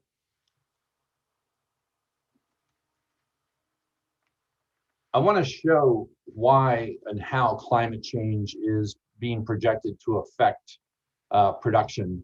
And this is not a tropical region, but I think it is going to affect agriculture in the tropics in the same way. And also the markets are certainly going to affect, the market impacts are going to affect tropical regions. So this is the more chronic impacts that are starting to show up where in terms of where crops can be grown. This map shows the shift in corn production in the United States. The three current models show that yields in Illinois, which is kind of in the heart of the Corn Belt, will be reduced by 40 to 55% by 2050. New crops, new locations, all important, all suggest massive shifts for farmers, but also implications for animal protein and for fixed investments and I would say stranded assets in animal protein production. But it's got more implications than just on the direct impact on farmer income and production. We're seeing big shifts in the conversion of grassland and shrublands in the United States to anticipate some of these shifts and to move production further west and especially further north into Canada, because all the major commodity crops in the Midwest are moving north. This is showing what's happening in the US, but I think these same kinds of moves are going to be seen in other parts of the world. We also have historical evidence of what happens when you exceed the carrying capacity or what is sustainable in an ecosystem. This area that's highlighted, which is most of the north-south axis of grassland conversion now, was plowed out 90 years ago and resulted in a dust bowl that lasted about 10 years. We're expecting to see the same dust bowl in the same area within the decade. So we've got to be thoughtful about the implications of these shifts in production. And I would say, you know, we've seen deforestation for soy and beef in Latin America, for palm oil in Asia, for rubber and cocoa and coffee in Africa. What's going to come as the planet gets drier? What are the next crops that are going to be grown? How is the soil going to be affected by that, etc.? We need to shift from thinking about practices to measuring results. Practices are a means, they're not an end. That's how we achieve results. That's how we know what we're doing. It's not as subjective, it's more objective to be using metrics that we can compare. So we need to measure and manage key performance indicators. Practices, when farmers are told to adopt practices to achieve some environmental end, if you offer the same practice to 1,000 farmers, you'll get 1,000 results or something close to it. You, in short, get compliance. But when you ask farmers to achieve a certain level of impact in their production, then you actually encourage innovation.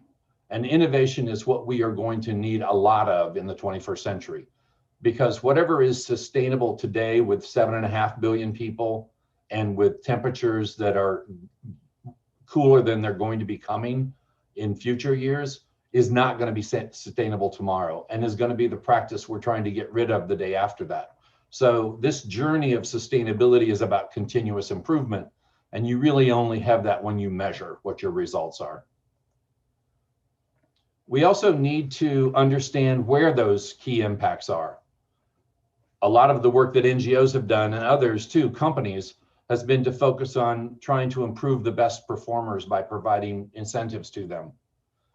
But our research has begun to show, and we have a paper coming out later this year, that the bottom 25% of producers by efficiency produce about 50% of the impacts, but only 10% of the product. So if we want to improve production and reduce impacts, we focus on the bottom, not on the top. That's exactly opposite of how most programs have been focused in the past. Put it another way, what all this says is that business as usual, treading water in the 21st century, staying where we are, trying to achieve the same level of production is going to be much more difficult in the 21st century than it was in the 20th century. In the 21st century, I think sustainability is going to be pre-competitive. We need producers talking to producers so they share information faster and they reduce the steep learning curves. It's fine to make mistakes. It's great to make mistakes if you're the first one, but if you're the 100th one to make the same mistake, then that's a problem. And so we've got to figure out how producers talk to each other, how we have knowledge sharing platforms for supply chains, for sectors, for companies, even for governments, to stay ahead of the changes that are coming this century. The Global Salmon Initiative is a type of pre-competitive platform where 15 companies agreed to reduce their key impacts and become certified. They represent about 50% of global production. And in 6 years, they reduced fish meal use, fish oil use, sea lice treatments, and improved feed conversion ratios, and resulted in 45% of all global production being certified in 6 years. They're now beginning to look at where the feed ingredients come from, ingredients like soy or fish meal and fish oil, and where the greenhouse gas emissions are for the whole sector. So they're solving these problems together, not individually. They see sustainability as a pre-competitive issue, not a label you put on a product and sell on the shelf.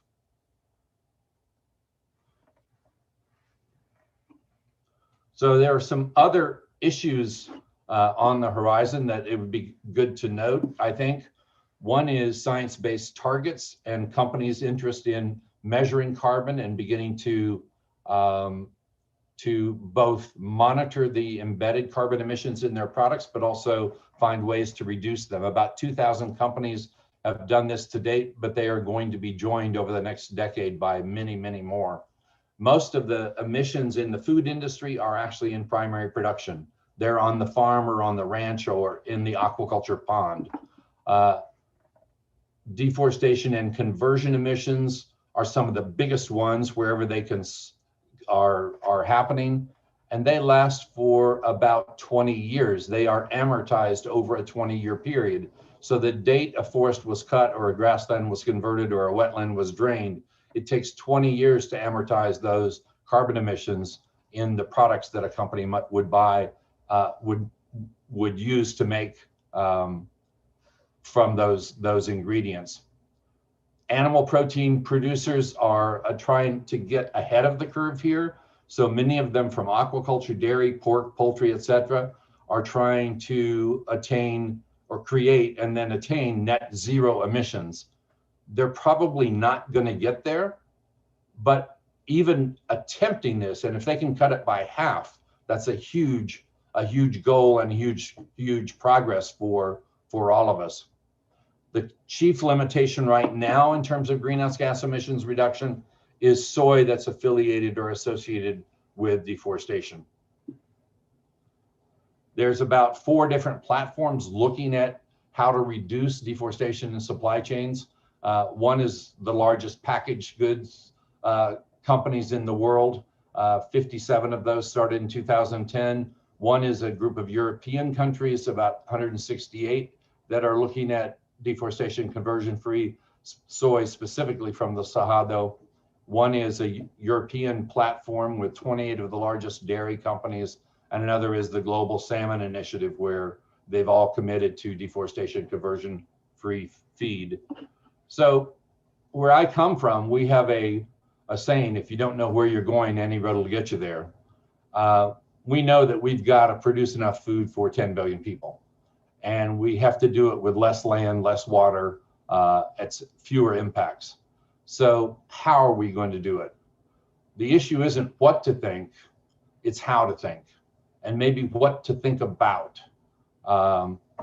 Think about it. Thank you.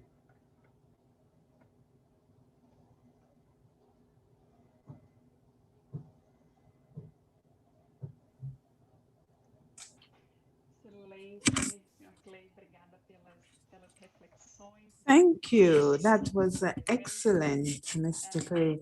Thank you for the thoughts that you shared with us.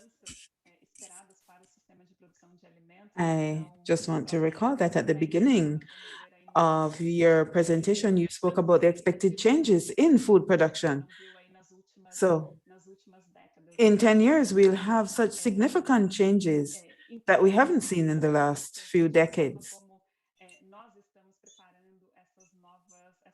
This has Obrigada mais uma vez pela sua participação. We're preparing ourselves for that change. Thank you once again very much for your participation and for your presentation. Now we already have a few questions for our panelists. I'd like to thank them all once again. I'd like to thank our audience who are committed to going even further into this discussion. We're going to start with a question for Mr. Gustavo from Ms. Maya de Seva. Her question is that within the ambit of climate change, the smart agriculture, it could be a good strategy for Brazil? Could it be a good strategy for Brazil? What do you think? Thank you very much. Congratulations to all the presenters.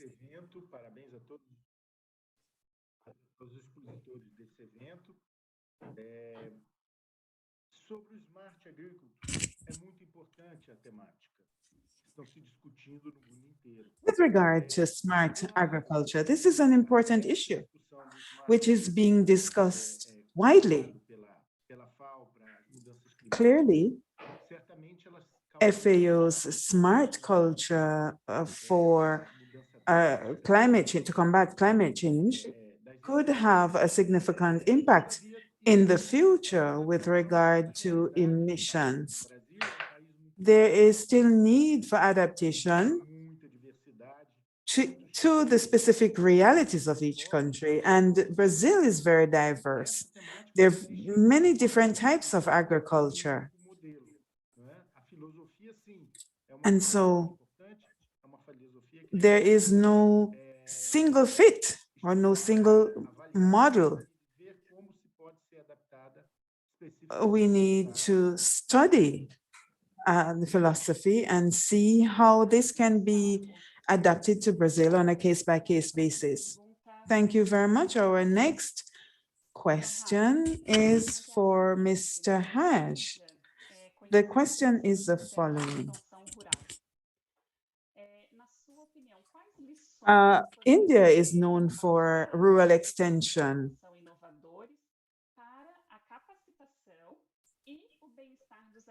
How can this innovative rural extension be extended for training? What can you share in terms of training and the well-being of farmers as far as that is concerned?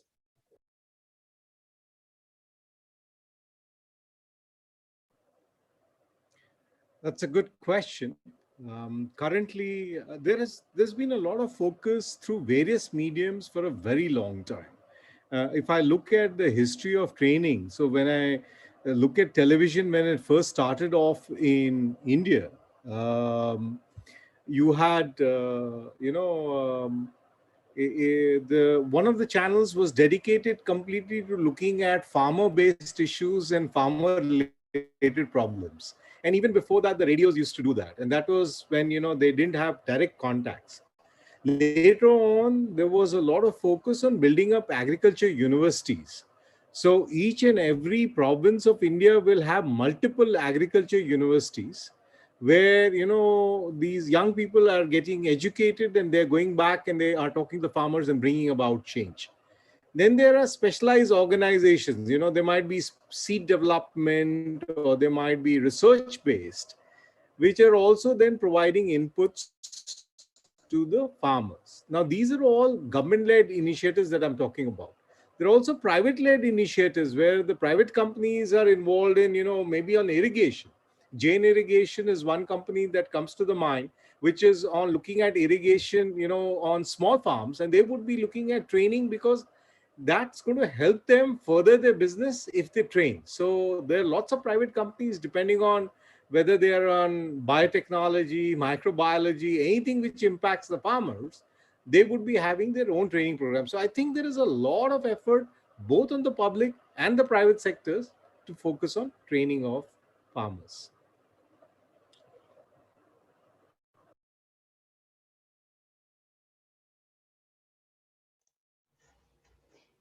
Ótimo, doutor Raj. Bom, a gente tem uma pergunta, na verdade, para mim. Thank you. We now have a question. Actually, this question is for me, and it is as follows. Somebody from the University of Veracruz in Mexico, and it says that production of proteins, alternative proteins from agricultural residues is being discussed. So agricultural residues have a major potential. So, for example, the yucca leaf is an agricultural residue. So what the agricultural residues is used also for industrialization. These are sources that can be used as sources of proteins and other important ingredients for the food system. Yes, I must say that agricultural residue can be used, for example, when we have processes of oil extraction, and what remains is used, for example, because we have the presence of proteins and other ingredients that can be used. Normally, we throw this out or we use it for animal feed. However, now we see that there is a great potential to use these materials.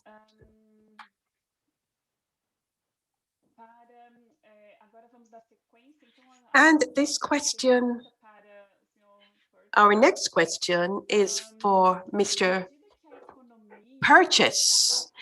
As the economy of Africa's economy is growing, this growth is perhaps going to depend on dynamic consumer markets in other continents. So how prepared is Africa to structure itself logistically to reach these consumers?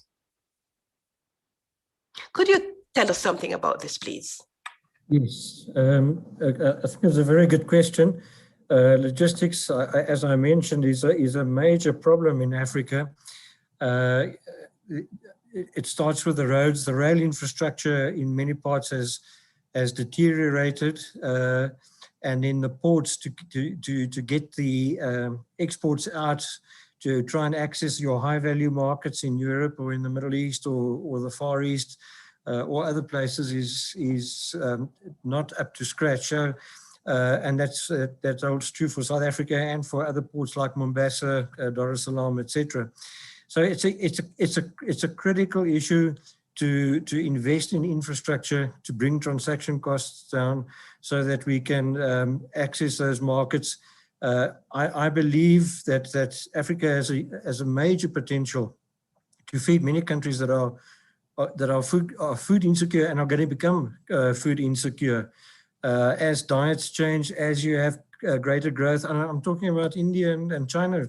If you look at their growth rates and disposable household income that's increasing, people start eating proteins, even animal protein. So while the move may be away from animal protein, I believe the demand is actually going to grow. You've seen it in China with pork, etc., etc.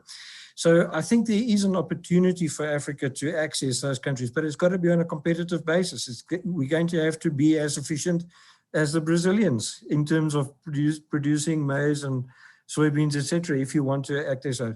But Africa also has a number of products like cocoa, coffee, etc., that are typical to Africa, which are also important to get into the export markets.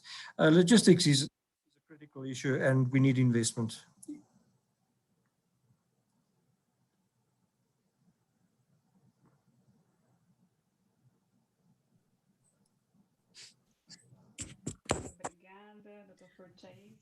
Thank you very much, Dr. Porches, for that reply. Our next question is directed at Mr. Clay. How can governments join environmental management with agricultural management? What are some of the areas? What are the priority strategies that they should employ? Combinar a gestão ambiental com a produção agrícola. To combine environmental management with food production. So I think that there's a few things that government can do, and fortunately, some of them involve commitments that they're already making or have already made, and resources that they're already using.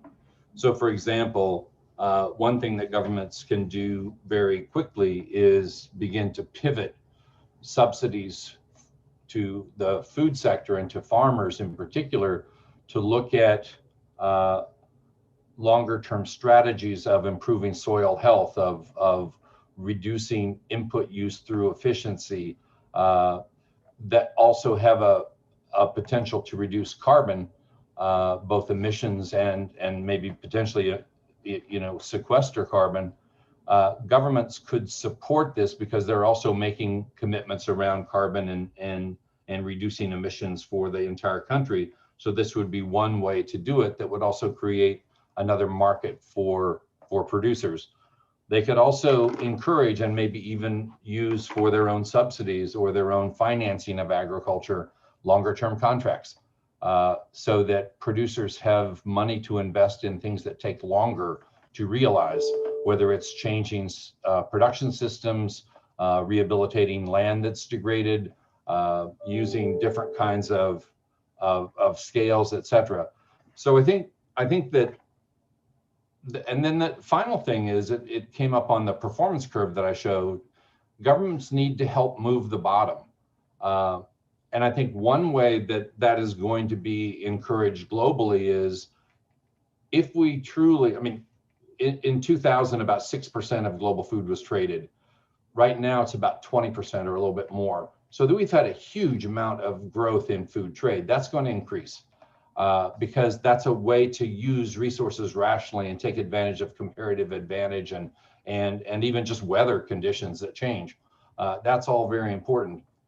But I think we have a codex alimentarius to guarantee the health and safety of the food that's traded globally.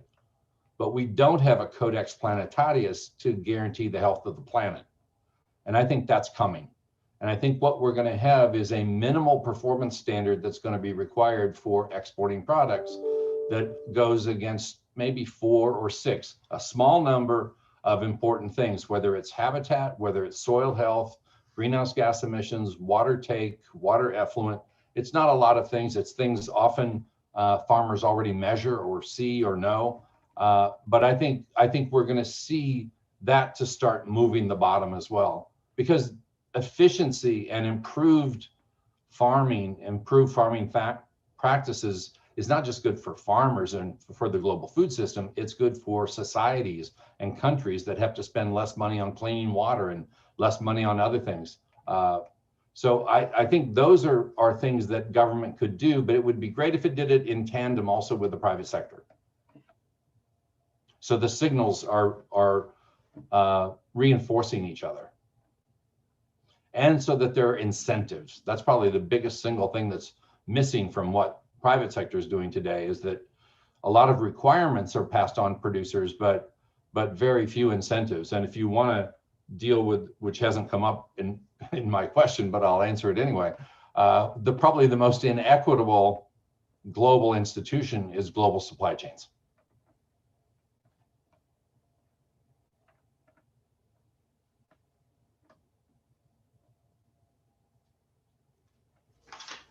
Ótimo, senhor Clay. Obrigada pela resposta. Eu tenho uma curiosidade. Thank you very much for your reply. O senhor apresentou a meta para o número de cooperativas na Índia, justamente para os próximos anos, né? Uma meta que o senhor mesmo colocou como bastante ousada. Na sua opinião, Mr. Aj spoke about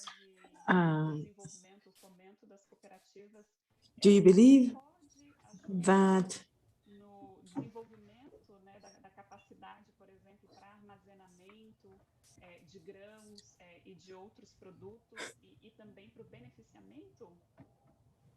Né, o senhor comentou da dificuldade que a Índia tem para o armazenamento das suas colheitas. Então, na sua opinião, essa meta de you spoke about the storage and stimulating cooperatives. Do you think they can benefit? Could the question be repeated for interpretation, please? Could you ask the moderator to repeat the question for interpretation, please? And who is it to? Mr. Raj Vardan. O senhor nos escuta?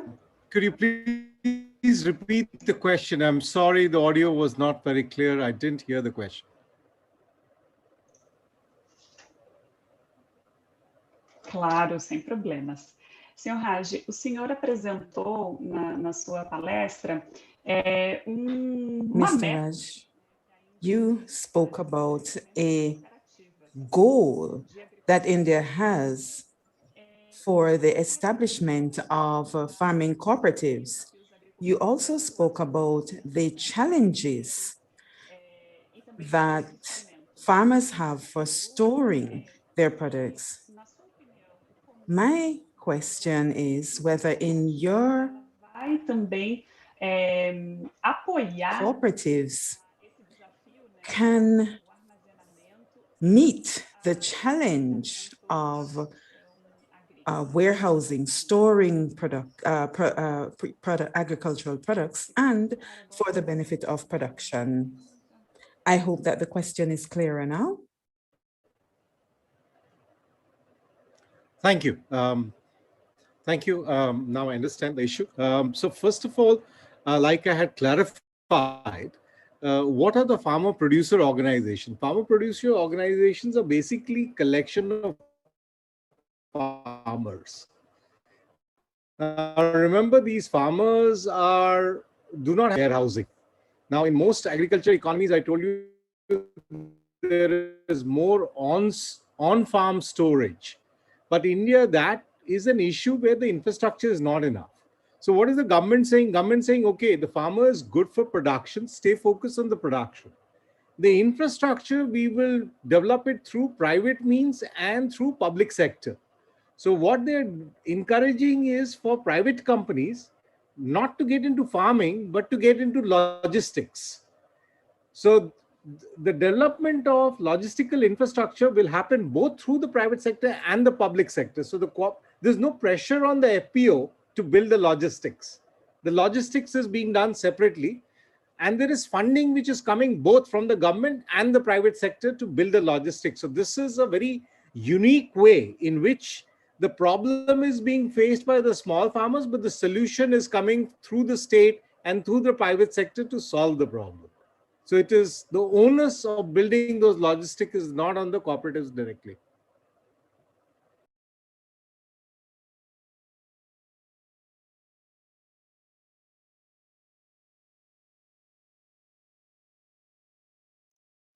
Ótimo, senhor Raj, obrigada pelo esclarecimento. Bom, nós não pudemos endereçar as perguntas. Thank you so much for your clarification. Em função da sua agenda, nós recebemos algumas perguntas também direcionadas a ele e que nós faremos No, we have had a few questions, other questions, Bom, nós estamos nos aproximando and which will be answered after the event. desse quarto componente. So we are near the end of this fourth session of this tropical, of this week on tropical agriculture. I'd just like to mention a few of the main points from the various presentations. This was an extremely rich panel, interesting approaches and interesting presentations. I'd just like to give a brief summary of what we have heard in the various presentations. Mr. Gustavo gave us a perspective of food production. He spoke from the standpoint of nutrition and how proteins can contribute to the needs. O uso dos resíduos agrícolas representa uma oportunidade, aí estando incluídos na bioeconomia, justamente para que possam diversificar fontes de renda e valorização da sua produção. Demonstrou que a Índia tem uma agricultura predominantemente familiar, né? Apesar disso, muitas culturas, né, ainda não são comestíveis, e a tradição alimentar é um ponto de inflexão diante da necessidade de alimentar uma sociedade crescente. Fica aqui também uma reflexão. O senhor John demonstrou as perspectivas para o continente africano e com relação aos desafios climáticos, como o continente se organiza para alimentar a sua população e o mundo. O senhor Pedro falou um pouco sobre as questões de sustentabilidade e investimentos, então como fazer com que os países tenham acesso a fundos internacionais e como isso impacta os sistemas alimentares nos países. E, finalmente, o senhor Clay falou sobre as mudanças nos sistemas. How these systems have fed the countries, and we talked about also, we heard about the transformation of food and the more intensive production of food. And in other words, this means that we are an ongoing process of updating and improving, and there are consumers markets that are going to be implementing different public policies in the respective countries. So what are the best institutional practices to promote on the part of the government what is happening in these markets? This is increasingly important and demanding. So just like I have tried to give a summary of the various presentations from the various panelists today, I see that Mr. Clay would like to speak at this point. You have the floor, sir. I just had a question for Raj, which was, if these warehouses are built by infrastructure companies or traders and producers sell into them, how will that actually benefit producers? It seems to me that it will benefit the system and it will reduce waste. And so producers who would try to store at home would not lose as much product, but they're still going to be dumping product at the time of the harvest. Isn't there a way that we could think about those facilities as joint ventures between co-ops and downstream actors, so that producers get some of the value that's added later from the resale of those crops? My own work suggests that if you can hold a product for 3 or 4 months after harvest, you can double or triple the price. So Jason, you raise a very interesting point. And it's a fact, well-known fact, that the farmers normally end up selling at the time of harvesting, and the price realization is going to be the poorest at that point of time. Now, historically, what has happened is that farmers have been wanting to convert it on cash. It's also a question of sophistication of the farmers, and that requires a little bit of education. Now, one of the ways to do it is the farmer needs cash at the point of time when he brings in for harvest. Now, one of the possibilities of doing that is to give him a loan against his stock. Just like you would do a trader, you would give him a loan against his stock, which could be his stock then becomes a collateral. And then when you are selling the stock, then you are able to get your money back. Now, both the farmer needs to get a little more matured in his thought process, and so does the financial institutions, because you will give them a certain percentage, but you need to stay on top of the commodity markets to know when does that percentage becomes 100%, and therefore you go back and come back and say that, okay, you need to sell this now or I'll end up losing money. Right. So there is a possibility. It's a question of time. So it is something that can be done, Jason. But you're right. At this point of time, without that intervention, it impacts more the system than the farmer, individual farmer. But can it be done? Yes, it can be.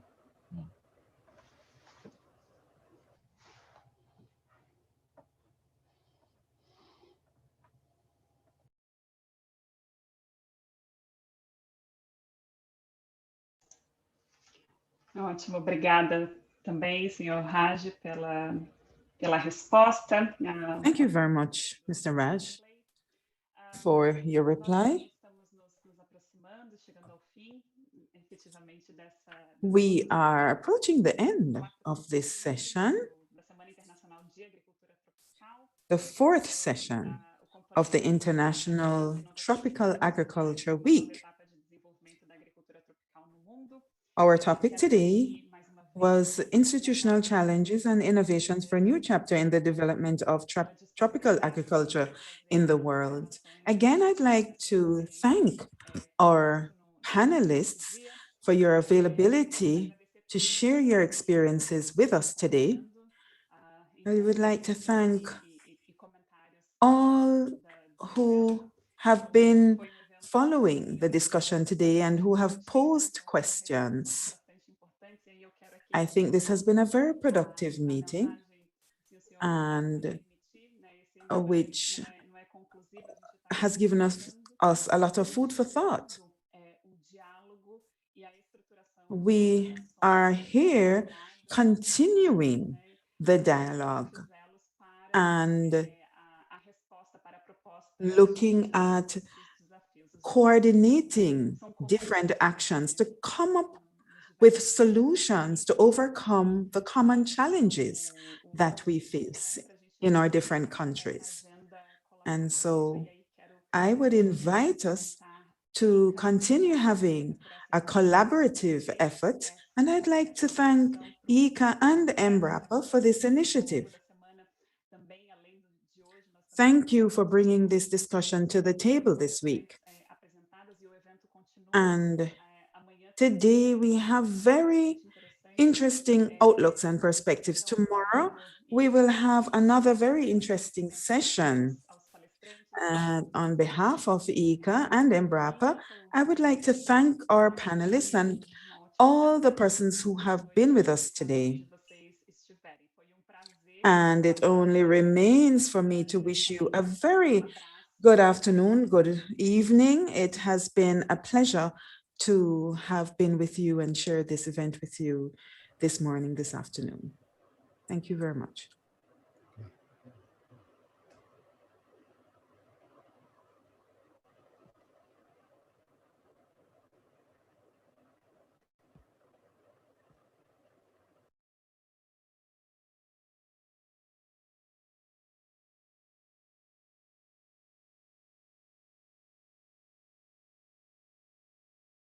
Well, we received